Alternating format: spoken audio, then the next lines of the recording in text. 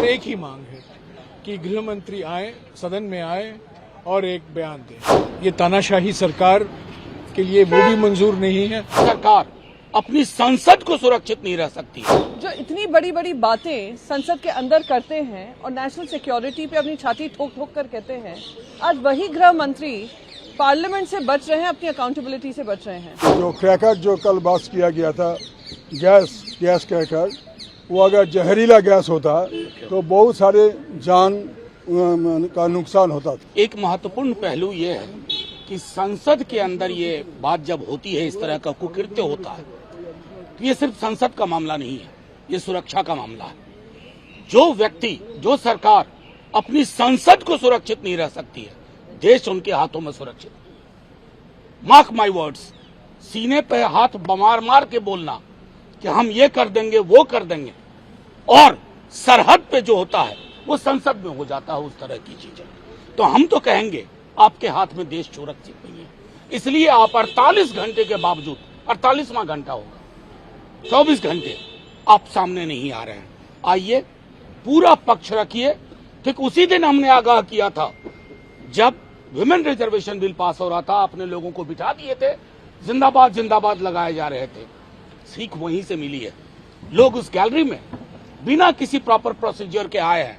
कौन एमपी है आप सब जानते हैं, लेकिन ये मसला सिर्फ संसद का नहीं है। मैं दोहरा रहा हूं, इनके हाथ में देश सुरक्षित नहीं है, और इसलिए हम सदन में इसको लगातार उठाते रहेंगे और मजबूर करेंगे। गृह मंत्री जी आइए, बड़ी बड़ी बात करने से ही कोई बड़ा नहीं होता। जो खबर हमें मिल रही है उसमें बताया जा रहा है 7 सुरक्षा अधिकारियों को सस्पेंड कर दिया गया है। जो युवा थे और जिन्होंने ये बदसलूकी की और सिक्योरिटी ब्रीच के जिम्मेदार हैं, उनके ऊपर यूएपीए लगेगा। ये भी डेरेक ओब्रायन को राज्यसभा से सस्पेंड कर दिया क्योंकि उन्होंने इस मुद्दे को उठाया। और 14 हमारे सांसद जो हैं कांग्रेस के भी और अन्य दलों के भी इसी मांग पे सस्पेंड कर दिए गए हैं लोकसभा से। मैं कहती हूं आपने ये सारी कार्रवाई की, पर हम मांग कर रहे हैं कि देश के गृह मंत्री हमें आकर जवाब दें कि सुरक्षा में चूक कैसे हुई। जो इतनी बड़ी बड़ी बातें संसद के अंदर करते हैं और नेशनल सिक्योरिटी पे अपनी छाती ठोक ठोक कर कहते हैं, आज वही गृह मंत्री पार्लियामेंट से बच रहे हैं, अपनी अकाउंटेबिलिटी से बच रहे हैं। ऐसी क्या मजबूरी है कि भारतीय जनता पार्टी के जो एमपी हैं प्रताप सिन्हा, उनसे प्रश्न नहीं पूछा जा रहा है या उन पे कोई कार्रवाई नहीं की जा रही है। ये दिखाता है कि ये जो सरकार है इतनी आत्ममुग्ध है कि नेशनल सिक्योरिटी को दरकिनार कर कर, पार्लियामेंट की सिक्योरिटी को दरकिनार कर कर सिर्फ अपनी वाह लूटने में लगी हुई है। पर जो भी इनके सुरक्षा का दावा है सब खोखला है। और एक ही मांग है कि गृह मंत्री आए, सदन में आए और एक बयान दें। ये तानाशाही सरकार के लिए वो भी मंजूर नहीं है। हमने बार बार कोशिश की कि नेता प्रतिपक्ष राज्यसभा में उनको मौका दिया जाए कि ये मुद्दा उठाने के लिए, क्योंकि ये बहुत गंभीर मामला है। कल जो हुआ, जो सुरक्षा प्रावधानों का उल्लंघन हुआ, बहुत गंभीर मसला है और इस पर कार्रवाई तो हो रही है, पर हम गृह मंत्री की ओर से एक बयान चाहते हैं। कल भी हमने मांग की थी, आज भी हमने मांग की है और कल भी हम करते रहेंगे। जब तक गृह मंत्री नहीं आएंगे, बयान नहीं देंगे, सदन की चलने की संभावना बहुत कम है। हम रचनात्मक सहयोग में विश्वास रखते हैं। हम चाहते हैं कि बहस हो, पर आज सबसे बड़ा मुद्दा जो है देश के सामने, ये कैसे हुआ, क्यों हुआ, और ये जो सुरक्षा के प्रावधानों का उल्लंघन कल सारा देश देखा, इसके बारे में प्रधानमंत्री चुप हैं, गृह मंत्री चुप हैं।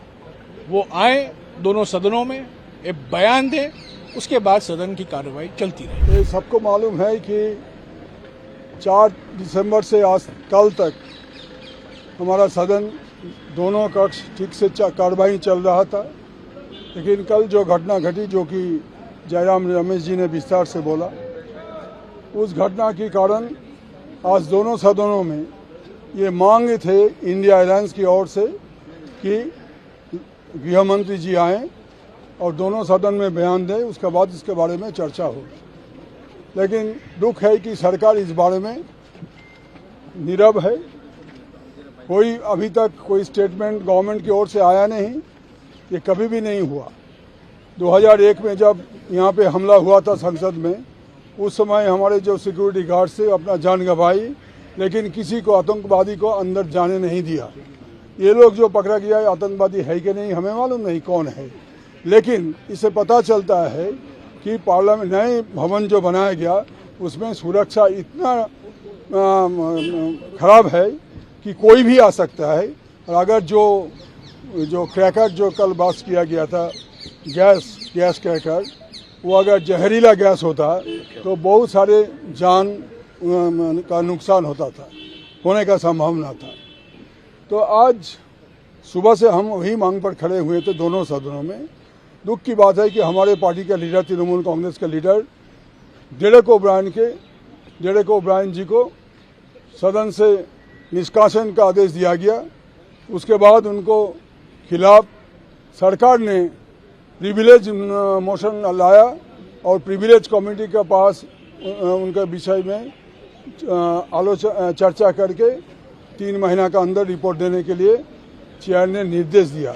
इसको हम ये जो कुछ भी घटा आज, इसको हम निंदा करते हैं कड़ी से कड़ी शब्दों से, कि जहां कल क्या हुआ था इस बारे में सारा देश जानना चाहते हैं, इसको छिपाने के लिए, इसको नज़र घुमाने के लिए ये सारे चीज़ किया जा रहा है।